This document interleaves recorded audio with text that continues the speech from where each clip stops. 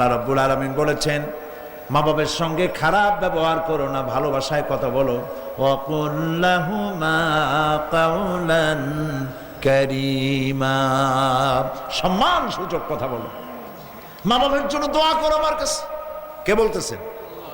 আল্লাহ তাআলা বলছেন দোয়া করো আমার কাছে এই ভাষায়, রব্বিরহামহুমা কামা রাব্বায়ানি সাগীরা। পড়েন সবাই, রব্বিরহামহুমা কামা রাব্বায়ানি সাগীরা।